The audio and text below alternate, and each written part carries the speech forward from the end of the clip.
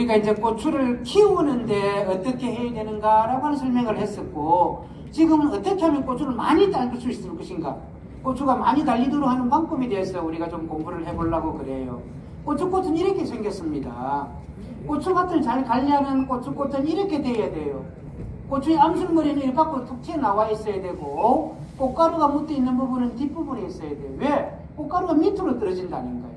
그리고 관리를 잘 못하면 이 암술머리가 쑥 들어가 있고 꽃가루가 더 바깥에 나와요. 꽃가루도 키가 큰 거예요. 그러면 꽃가루가 밑으로 떨어지니까 수분이 안 되는 거 아닐까요? 수분이 안 되면은 개론을 못하는 거고 종자가 안 생기게 되는 것이고, 종자가 안 생기면 열매가 안 달리는 거예요. 그래서 고추는 우리 오전 8시부터 10시 사이에 가장 생기 있는 꽃이 피는 거예요. 사람으로 말하면 20에 30대. 이때 꽃가루가 묻어줘야 고추가 빨리 수정, 여자친구를 만나서 열매가 달리게 된다.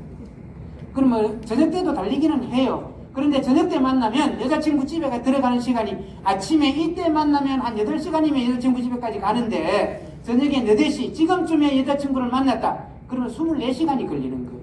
그럼 밤에 너무 추워가지고, 너무 더워가지고 힘들어서 가다가 멈춰버리는 거지.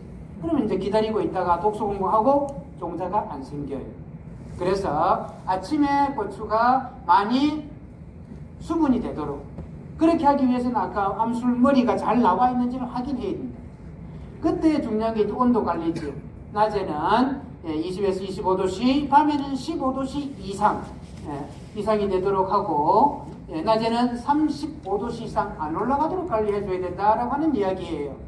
고추는 이렇게 꽃이 피기 시에서는 한 3, 4일 정도 이렇게 가는 거예요. 꽃이 피기 전에 이런 단계를 거쳐서 뭐 한 일주일, 열흘 전부터 이렇게 준비를 해가지고, 이때도 개론을 해도 이때 꽃가루를 묻혀서도 열매는 달려요.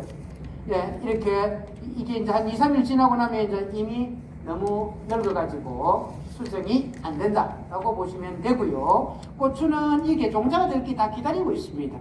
그래서 이게 한난다 뚫고 들어가서 한난다 만나줘야 돼요.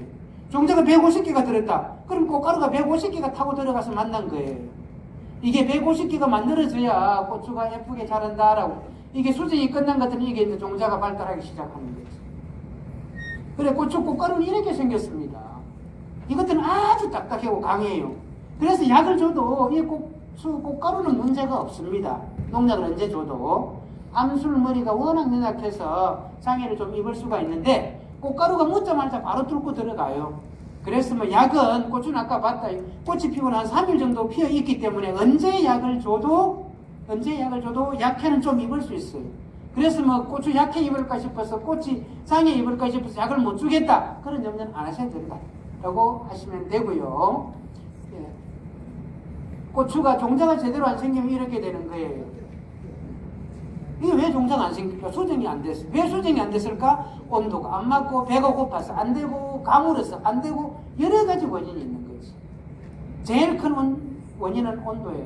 겨울에는 추워서, 여름에는 더워서.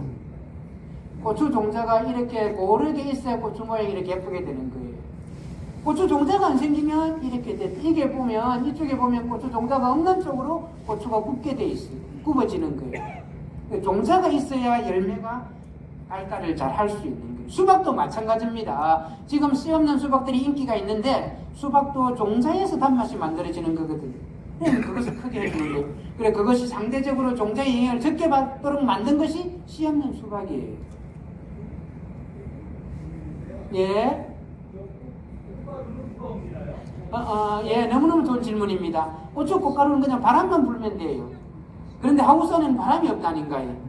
나중에 나올 건데, 그래서 그때는 벌통을 넣어주는 거예요. 그래, 벌통을 넣어주면 훨씬 더 풋고추가 잘 달려요. 그 다음에 또 얘들이, 이게 아주 꽃 암술하고 수술 사이가 너무 가깝지만, 꽃가루의 입장에서는 너무 먼 거리예요.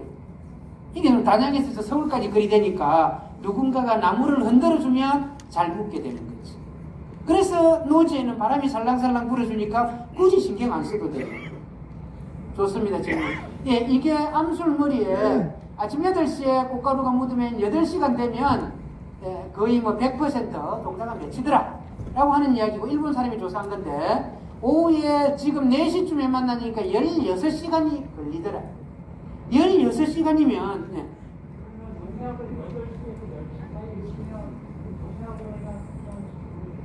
그렇죠. 그때 이제 흔들려 주니까 이제 그때는 이런 것을 봐야 되겠지. 흔들려서 꽃가루는 많이 묻을 수 있겠지만 가장 생기 있는 시기에 암술머리에 혹시 농약이 독해가지고 장애를 입을 수도 있다.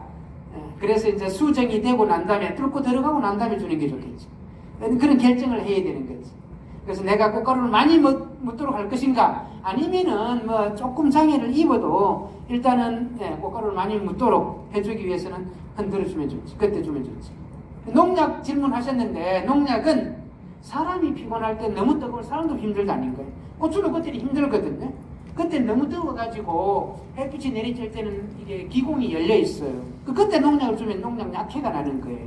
너무 뜨겁기 전에, 그 다음에 너무 뜨거운 시간이 지나고 난 다음에 주시면 돼요. 그 다음에 하우스에서 할 때는 주의를 해야 돼요. 하우스 안에는 저녁 때 오후에 주게 되면 고추 잎사귀에 물기가 안 마른단 말이에요. 그러면은 우리가 약을 춤을 잡기 위해서 줄 때는 좀 습도가 있어도 큰 문제가 안 돼요. 그런데 곰팡이를 잡기 위해서 약을 줄 때는 습도가 없어요.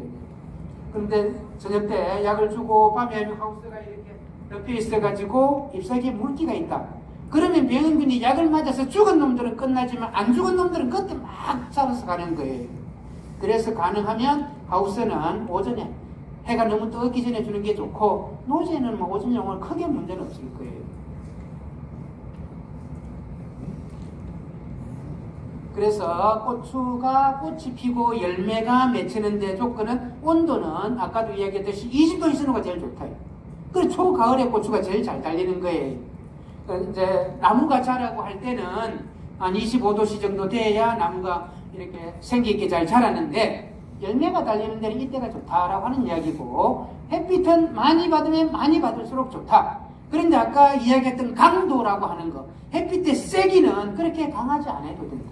3만 럭스밖에 안 되니까 햇빛이 좀 강도는 약해도 된다. 그런 최소한의 강도는 이상이 유지가 돼야 된다라고 하는 그런 이야기고요. 그 다음에 비료가 부족하지 않아요. 질소, 인산, 칼리 이런 비료들이 다 비료들마다 기능이 있다는 거예요. 그것들이 균형 있게 있어야 되고, 그 다음에 토양 수분이 너무, 아까 고추가 가뭄을 좋아한다 그랬는데 바짝 말리가 이렇게 하면 고추도 너무 힘들어요. 열매가 안 달려요. 너무 가물 때는 물을 주는 게 좋고, 그 다음에 물이 고여 있는 것을 싫어해요. 물이 고여. 예. 그렇죠. 너무 좋은 질문입니다. 예. 그래서 이슬 있을 때 약을 주면 안 돼요. 왜? 우리가 약을 타서 주는 것은 500배나 1000배를 타서 준단 말이에요. 그럼 이슬방울 한 개 있는데 거기에 약이 1000배짜리 묻으면 3000배, 5000배 이슬이 되고 약효가 없어지는 거지. 그래서 이슬이 깨고 난 다음에 너무 해가 뜨거워지기 전에 그때 주셔야 돼요. 예, 이슬방울이 있을 때는 약효가 뚝 떨어집니다. 예. 너무 좋은 질문입니다. 그 다음에 이제 중요한 게 이 부분이에요. 공기 중에 습도가 적당히 있어야 된다는 거예요. 너무 건조해도 아까 꽃가루가 암술머리에 묻어가지고 싹이 잘 안 나는 거예요. 그래서 우리가 이제 하우스를 예를 들면 고추 농사 짓는 하우스에 탁 들어가면 안경이 성에가 확 낄 정도로 습도가 있어야 돼요. 그렇게 해야 공기 중에 습도를 먹고 싹이 잘 나는 꽃가루가. 그래서 너무 건조하면 하우스 농사를 짓는 분들이 가면 뭐 먼지가 풀풀 날 정도로 그렇게 가물게 건조하게 관리를 하면 꽃가루가 싹이 잘 안 날 수 있다 라고 하는 게 중요한 요인이에요. 그래서 고추는 노제는 한 300개, 400개 정도 꽃이 피어요. 그럼 이론상 300개, 400개 한 나무에 딸 수 있다는 말이에요. 그러면 잘 따는 분이 120개 한 나무에, 못 따는 분은 20, 30개, 5배 차이가 나는 거지. 같은 고추 농사를 지어도 수량이 5배 차이가 납니다. 농사를 잘 하시는 분, 못 하시는 분. 그 다음에 고추는 이렇게 해거리를 하는 거예요. 쉽게 말하면. 한꺼번에 욕심 많게 몽땅 달아놓으면 그것들이 따질 때까지 다음에 꽃이 제대로 잘 안 피거나 안 달리는 거예요. 그래서 해거리가 심하지 않도록 적절하게 달아가야 꾸준히 고추를 딸 수 있는 거예요. 한꺼번에 몽땅 달았다. 그러면 한참 쉬었다가 열매가 달리게 된다라고 하는 그런 특징을 가지고 있다라고 하는 이야기고, 풋고추는 하우스 안에서 한 보름에 20일 만에 딴다 아닌가요? 그래서 600에 1200개까지 한 나무에 딸 수 있다는 이론상으로. 그대로는 안 되고 한 50%는 딸 수가 있고, 노제에는 한 30%는 딸 수 있어요. 그래서 90에서 120개까지는 충분히 한 나무에 딸 수 있다라고 이렇게 보시면 돼요. 그래서 자 그러면 그 많이 피는 꽃을 어떻게 해야 열매로 보낼 것인가 라고 하는 이야기죠. 첫 번째는 아까 질문해 주셨던 것처럼 누가 옮겨주나 꽃가루를? 바람이 옮겨줘요. 나무를 흔들어주면 우리가 베란다에서 고추나무를 키울 때 가끔씩 아침에 물러가지고 스프레이 해주면 그게 흔들어주는 효과가 있고 수분을 공급해주는 효과가 있다는 거예요. 훨씬 잘 달린다 라고 하는 이야기고, 그래서 이게 벌을 넣어주니까 수량이 훨씬 높더라 라고 하는 그런 이야기고, 하우스에서는요. 두 번째는 배농 관리에, 이것은 노지에서는 뭐 의미가 없는 이야기인데, 하우스 농사를 할 때는 이게 우리 아침에 온도가 올라가서 한여름에 이렇게 한낮에 올랐다가 밤에 갑자기 뚝 떨어져 버리면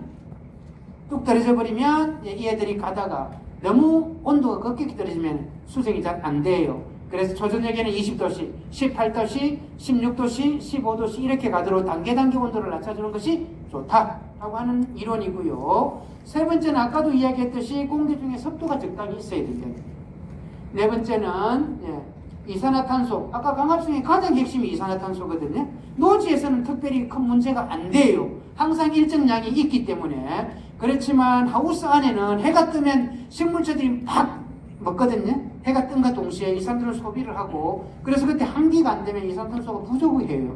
그래서 풋고추 농사 짓는 데 가서 보면 이렇게 이런 탱크라든지 큰 이산화 탱크가 넣어가지고 아침에 공급을 해주는 거예요. 그렇게 주면 훨씬 도움이 된다라고 하는 이야기고요. 아까 이야기했듯이 온도, 그 다음에 이제 생육 조절. 우리 사장님 처음에 질문하셨는데 도장이 되면 얘들이 열매가 안 달려요. 그럴 때는 정신을 차리도록 몽둥이에 패줘야 된다.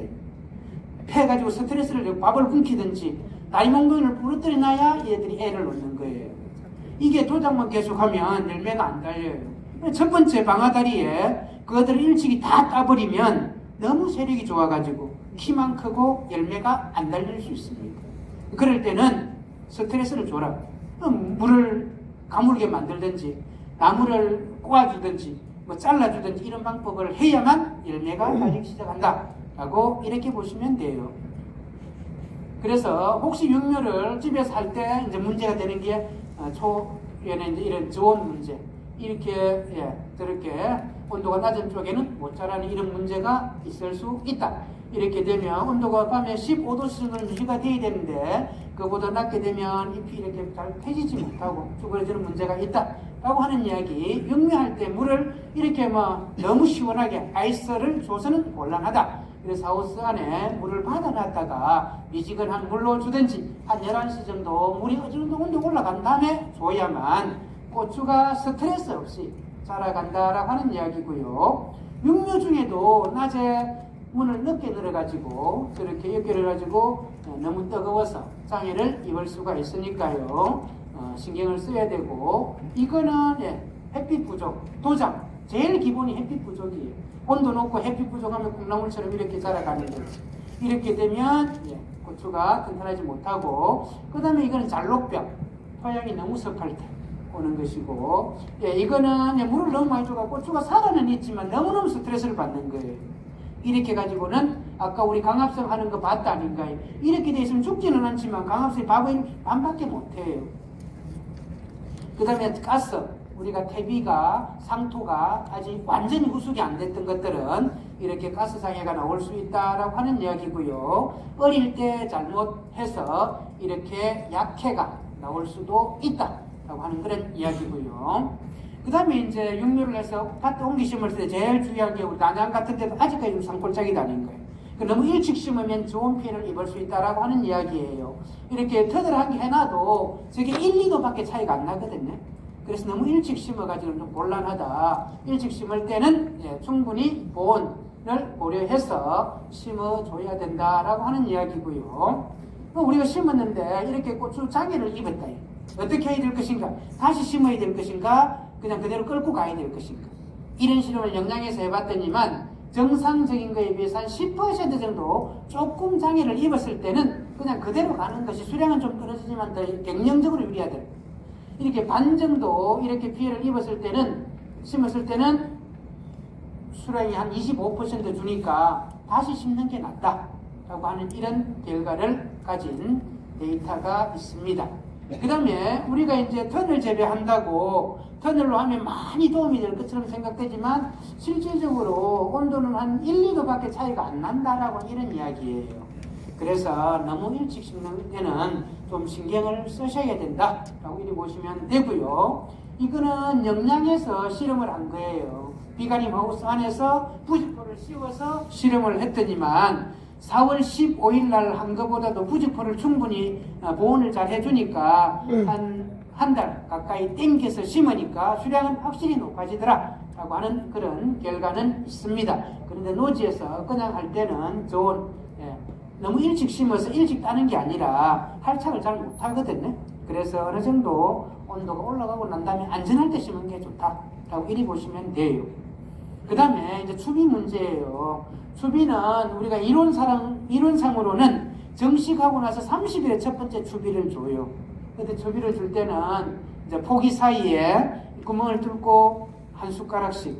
이게 한 숟가락은 밥 숟가락이 아니라 커피 숟가락, 조그마한 한 숟가락. 그 정도씩 주면 되고, 두 번째 한 달 후에 줄 때는 그냥 흙골에 뿌려주시면 돼요. 두 번째까지 구멍 뚫고 줄 필요 없다.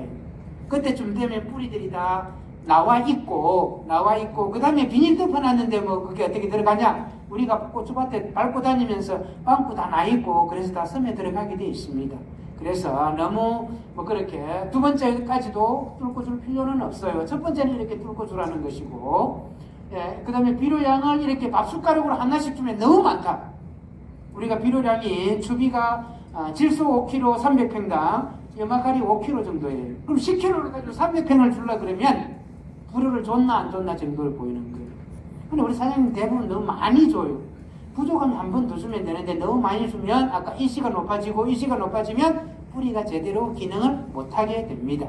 그래서 센터에서 추천해주는 양을 기준으로 주시면 되고요. 그 다음에 이렇게 물비료를 주면 제일 좋아요. 점적간수를 주든지 뭐 스프링클러를 주든지, 스프링클러를 줄 때는 너무 뜨거울 때 주면 약해가 날 수 있으니까, 비료해가 날 수 있으니까 주의를 하시고, 추비는 이렇게 물비료를 주든지 고행비료를 주는데 양을 너무 많이 주지 마라 라고 하는 게 핵심이고요.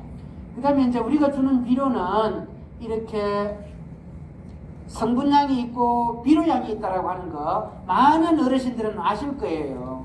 그러니까 우리 요소 비료에는 진짜 질소가 41%밖에 안 들어있어요. 나머지 59%는 빈 껍데기라 밀가루로 생각하시면 돼요. 그래서 이제 비료 주기 편하도록 요소 비료를 만들어 놓은 게거든요. 성분량으로 줄 때는 질소를 19kg를 주는 것이고 요소 비료를 41kg를 주는 거예요. 같은 말이다. 어떤 책에는 질소 19kg를 줘라. 어떤 책에는 요소 41kg를 줘라. 같은 말이다 라고 이해하시면 되고요. 용성인비에는 20%밖에 안 들어있어요, 인산이.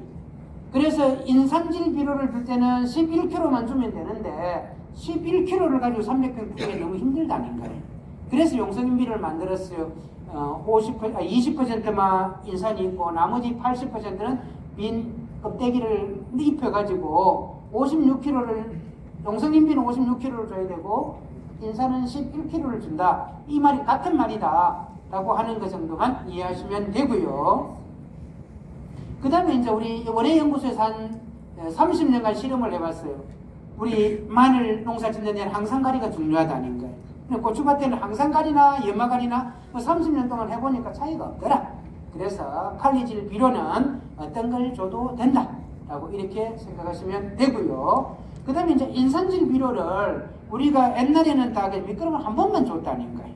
노제는 지금도 한 번만 주면 되고, 비가림 하우스를 하거나 하우스 농사를 할 때는 인산도 나눠서 우리 질소나 칼리처럼 두 번, 세 번 주니까 더 도움이 되더라 하는 그런 이야기예요. 그래서 노제는 그냥 미끄럼으로 한 방 주면 되고, 하우스 농사를 질 때는 인산도 나눠서 주는 것들이 도움이 되더라 하는 결과니까 참고를 해보시면 좋을 것 같고요. 그러고 난다면 고추는 아까 잘 넘어지니까 유인을 해줘야 된다는 거예요. 유인의 핵심은 고추가 넘어지지 않도록 잎사귀가 햇빛을 잘 보도록 해주는 게 유인의 핵심이에요.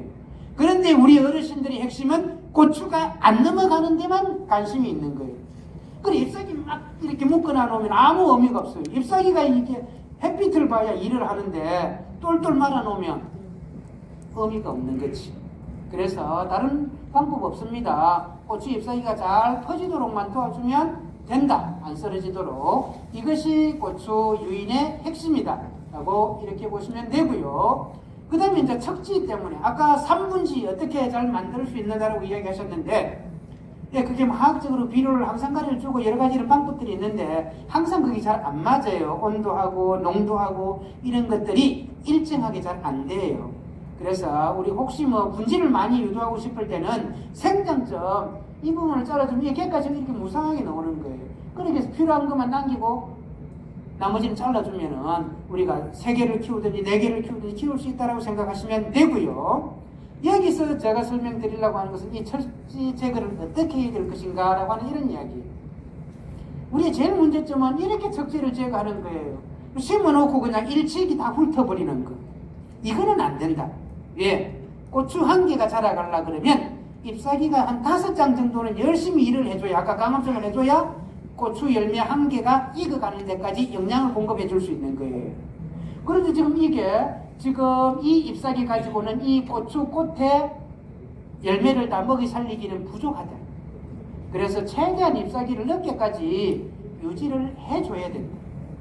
그래서 어느 정도 고추가 잎사귀 확보되고 난 다음에 밑에는 훑어버리는 건 좋은데, 심자마자 곧바로 이렇게 훑어버리는 것은 잎사귀가 부족해서 고추가 먹고 사는데 힘이 든다 라고 생각하시면 되고요. 이것은 우리 사람이 변하자고 이렇게 하는 거예요. 그냥 이렇게 일찍이 다 정리해버리면 네가 굶든지 말든지 뭐 바람이 잘 통하니까 병은 안 온다는 거예요. 그래서 고추 입장에서 보면 잎사귀 1개 잘라내는 거, 깨까지 1개 잘라내는 거는 손가락 잘라내는, 팔 잘라내는 건 똑같은 피해를 입는 게거든요. 너무너무 힘든 거지. 그래서 이론상 우리가 실험을 해보니까 안 해주는 것이, 안 잘라주는 것이 제일 좋더라. 아까처럼 한 방에 다 잘라보니까 수량이 반으로 줄더라.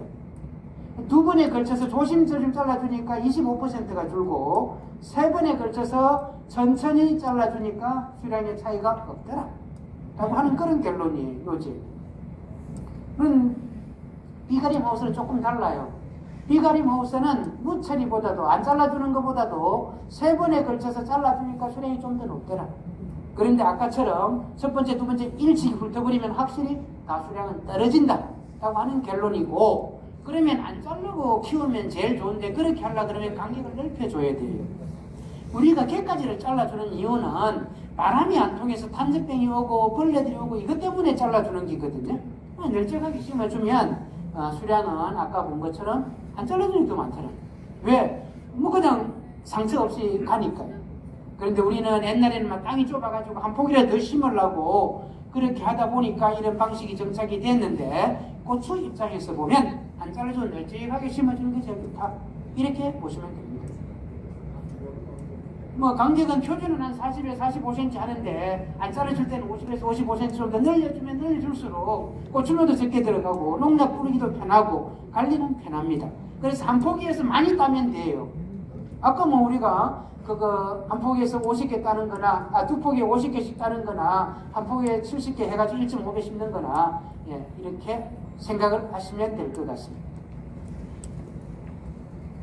그 다음에 이거는 아까 잘라주는 방법이에요. 자, 이게 허리 정도 1m에서 잘라버리는 거, 가슴에서 자르는 거, 이마에서 자르는 거예요. 이렇게 잘라줬더니만, 허리에서 잘라버리니까 수량 감소가 좀 있더라. 이마 정도에서, 가슴 정도에서 자르니까 크게 문제가 없더라라고 하는 그런 이야기예요. 이것은 여름철에 우리가 비가림 하우스에 농사를 짓다 보면 너무 키가 크가 이게 안 잘라준 걸 이렇게 되면 따지도 못하거든요. 이럴 때는 이렇게 7월 2일 날 너무 더워서 이때는 꽃이 피어도 열매가 안 달릴 때니까 하우스 안에는 잘라주니까 한 내일 후에, 20일 후에, 30일 후에, 75일 후에는 아주 수량 차이 없이 회복이 되더라 라고 하는 결론입니다. 그 다음에 방아다리 딸 것인가 말 것인가, 이거 아까 이야기했다 아닌가요? 이거 너무 일찍부터 이렇게 튼튼한 놈인데 애 하나 얻고 시집을 가도 아무 이상이 없어요. 밭에 가서 잘 살 수 있다고요. 그런데 이 애들이 비실비실 애를 얻고 시집을 간 애들은 다 줘야지.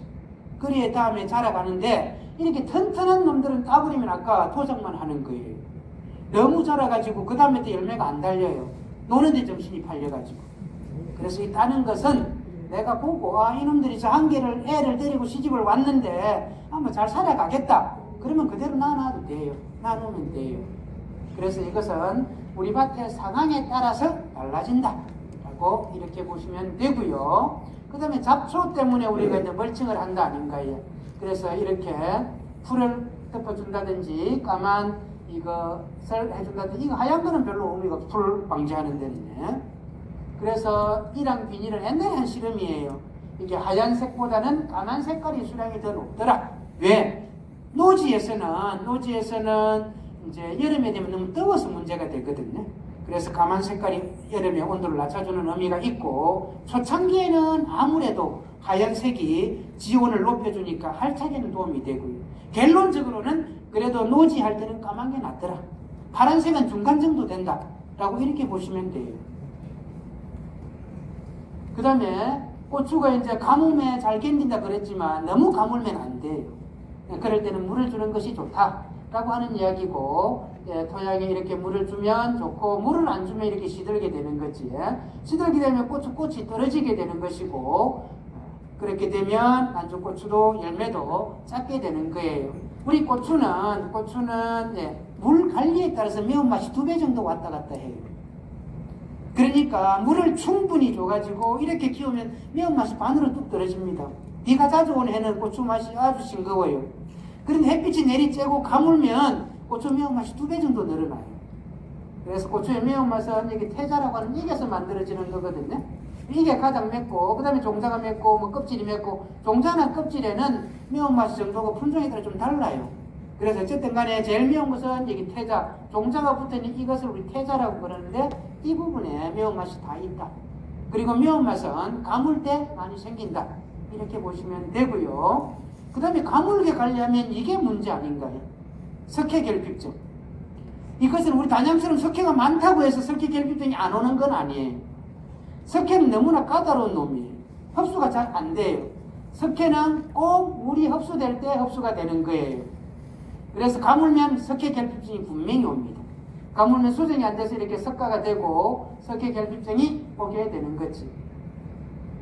그래서 이거는 5월달, 6월달, 7월달, 8월달에 물을 이렇게 일주일 보름씩 안 줘가지고 좀 가물게 해봤더니만 수량이 많게는 20%까지 떨어지더라. 그래서 너무 가물 때는 여건만 된다면 물을 줘서 관리해라 라고 하는 것이 핵심이고요. 그 다음에 석회결핍증은 왜 오는가? 우리처럼 석회가 많은 pH가 높은 땅인데 석회는 까다로워요. 온도가 높아도 온도가 낮아도 너무 습해도 너무 건조해도 흡수가 안 돼요.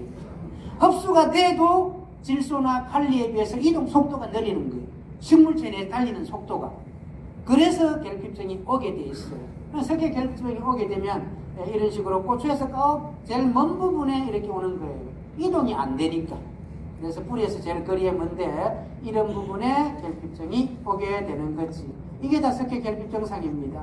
토마토의 배꼽석어병 석회결핍이고요. 이거는 너무 습했을 때, 논에 재배했을 때 석회결핍증이 이렇게 왔어요. 근데 이게 석회결핍증인지 아닌지를 판단할 때는 종자를 보면 석회결핍증 종자가 새까맣게 변해 있어요. 그럴 때는 석회가 흡수가 안 돼서 그렇구나 라고 보시면 되고, 그러면 어떻게 석회결핍증을 예방할 수 있을, 막을 수 있을 것인가 라고 하는 이야기예요.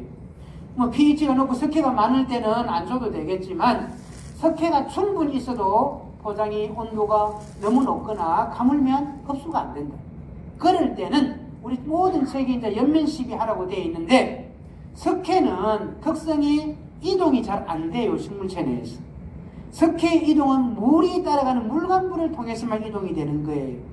그러면 석회가 부족해서 우리 밭에 석회가 없어 석회를 준다, 칼슘을 준다, 칼슘이 석회입니다. 그럴 때는 물에 타가지고, 석회를 물에 타가지고 뿌리에다가 주전자로 가지고 충분히 뿌려줘야만 그게 뿌리를 통해서 올라가서 예방이 되는 거예요.